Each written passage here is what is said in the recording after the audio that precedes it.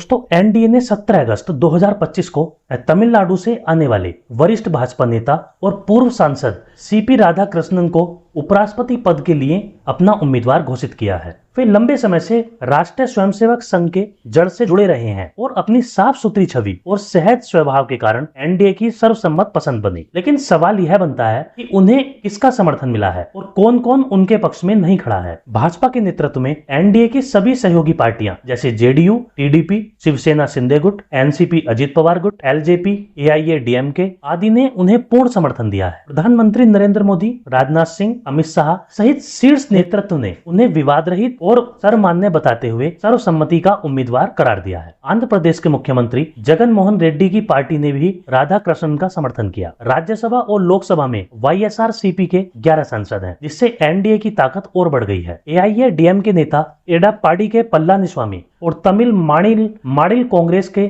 जेके वासन ने कहा कि तमिलनाडु से उम्मीदवार होना राज्य के लिए गौरव की बात है और राजनीतिक मतभेद भूलकर समर्थन दिया जाना चाहिए। दक्षिण भारत में अपनी उपस्थिति मजबूत करने और तमिल गौरव को सम्मान देने, साथ ही एक स्वच्छ छवि वाले नेता को आगे लाने के कारण एनडीए को यह उम्मीद है कि कुछ विपक्षी सांसद भी उनके पक्ष में आ सकते हैं। विपक्षी गठबंधन इंडिया ने राधाकृष्णन के मुकाबले अपना उम्मीदवार उतारा है, पूर्व सुप्रीम कोर्ट न्यायाधीश बी सुदर्शन रेड्डी। इसका मतलब है कि कांग्रेस और तृणमूल कांग्रेस, समाजवादी पार्टी, राजद, भाकपा, माकपा और अन्य विपक्षी दल राधाकृष्णन के खिलाफ खड़े हैं। तमिलनाडु की सत्ता पर काबिज डीएमके भाजपा के खिलाफ कड़ा रुख अपनाए हुए है। पार्टी पर दबाव है कि राज्य से उम्मीदवार होने के नाते वह समर्थन करे, लेकिन अब तक डीएमके और उसके सहयोगी कांग्रेस व वाम दल उनके पक्ष में नहीं आए हैं। कांग्रेस के तमिलनाडु अध्यक्ष ने कहा कि भाजपा भले तमिलनाडु से उम्मीदवार उतारे, लेकिन जनता राज्य में उसे स्वीकार नहीं करेगी। महाराष्ट्र में शिवसेना उद्धव गुट, कांग्रेस और एनसीपी शरद गुट का गठबंधन